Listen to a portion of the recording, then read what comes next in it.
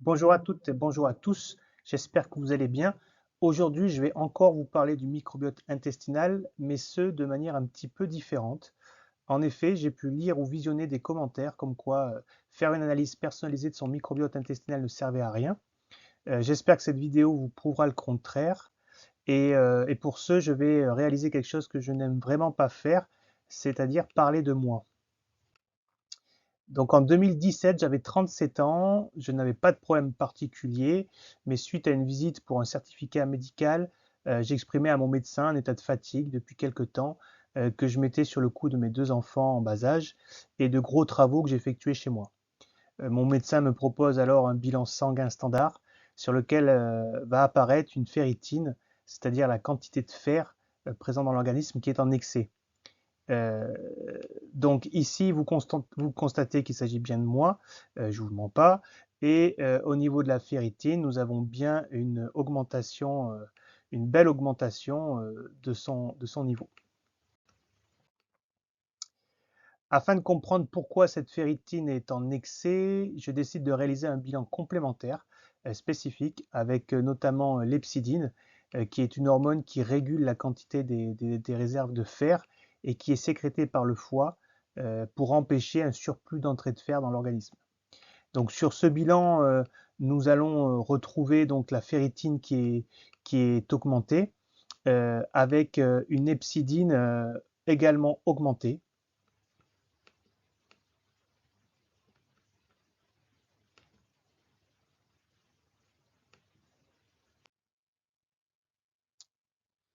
Donc on va faire un petit zoom sur l'hepsidine. L'hepsidine, elle est sécrétée principalement par les cellules du foie et en petite quantité par les adipocytes et les macrophages.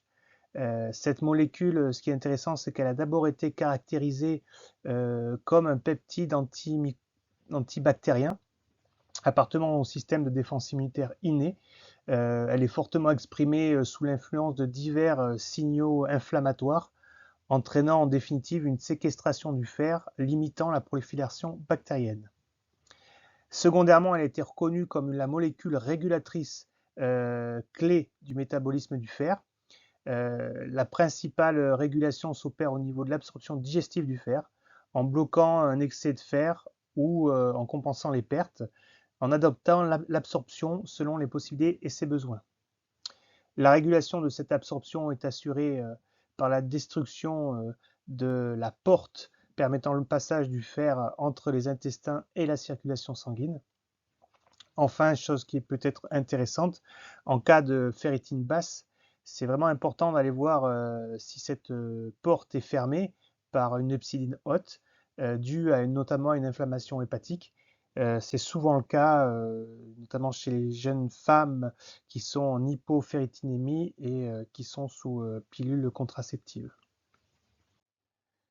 Vous voyez donc sur ce schéma comment le foie analyse la quantité de fer et sécrète l'hepsidine pour bloquer l'entrée de fer dans la circulation sanguine au niveau des cellules intestinales. Mais l'hepsidine peut aussi être sécrétée via des signaux inflammatoires. Il faut savoir que la ferritine en excès dosée est principalement celle relâchée par les cellules de foie et qu'elle témoigne également d'une souffrance hépatique. Donc à partir de 2017, avril 2017, nous avons donc mis en place un traitement pour essayer de soulager ma sphère hépatique. J'ai donc effectué un contrôle en septembre 2017 et comme vous pouvez le constater, bah, le traitement qu'on a mis en place n'a pas été vraiment très efficace puisque la ferritine est passée à 721% par rapport à la normale et l'hepsidine, quant à elle, euh, est à plus de 350% par rapport à la normale. En 2017, avec André Burkel et l'équipe de Mediclaro, la nouvelle biologie, nous avons pu effectuer les premières analyses du microbiote intestinal. J'ai donc voulu essayer sur moi pour voir dans quel état était mon microbiote intestinal. Et il s'est avéré que celui-ci était vraiment malade, avec notamment une diversité relativement faible, un excès de protéobactéries Donc les protéobactéries, ce sont des bactéries aérobies, et donc ça témoigne d'un environnement intestinal qui n'est pas adéquat.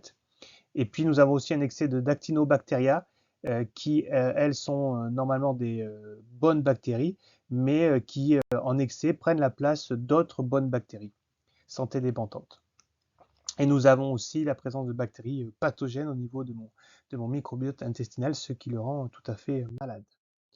Donc à l'époque, on ne parlait pas encore de microbiote malade, mais on savait que l'appauvrissement de la diversité était un facteur de risque de développer des pathologies digestives et extradigestives. Parallèlement, nous avons réalisé un métabolome qui analyse les principaux composants fabriqués par notre microbiote intestinal à partir de notre alimentation. Et dans mon cas, nous nous sommes aperçus que certaines de mes bactéries intestinales fabriquaient de l'éthanol, c'est-à-dire de l'alcool en excès. Et le premier organe à subir cet excès d'alcool était mon foie. Et donc là, tout commençait à s'éclaircir pour moi.